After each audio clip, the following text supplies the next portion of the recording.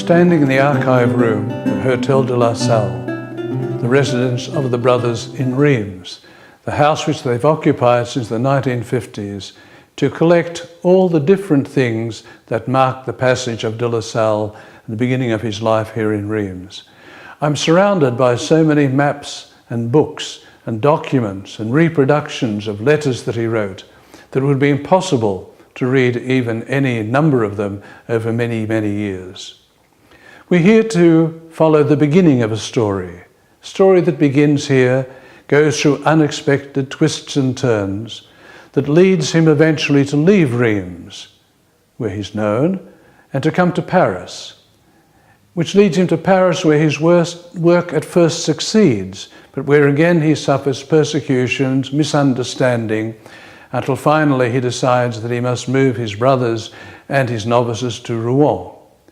And it is in Rouen, at Saint-Yonne, that he finds his favourite place, the place where he lives for a while and where eventually he comes and dies.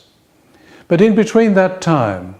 he succeeds in Paris, he fails in Paris, and eventually, in a very dark period of his life, from 1712 to 1714, after the judgment against him in the Clément case, he goes to the south of France, visiting certain schools and communities as he goes, buoyed by the hope of opening a novitiate in Marseille, until he finds that once again people turn against him when they know that he is against Jansenism and against Gallicanism.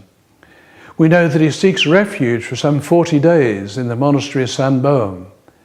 that he goes to the Grande Chartreuse with a companion brother, hoping, I think, to find there some peace and tranquility, until, of course, the brother explains to the other monks that this brother of his is actually the canon de la Salle,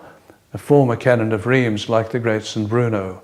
And so he leaves the Grande Chartreuse and goes to his friend de Salion at Grenoble, where the brothers have a community. It's from Grenoble that he sends a brother to Paris to find out what's happening. The brother brings back news. He receives a request to return to Paris, but he doesn't accept it. And then later, here at Grenoble, or possibly at Parmeny,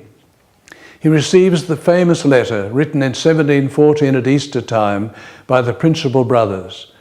who invite him, in the name of the same vows and consecration that he's made as they made, to obey whoever may be the body of the society. And so he returns to carry out what is always called God's work.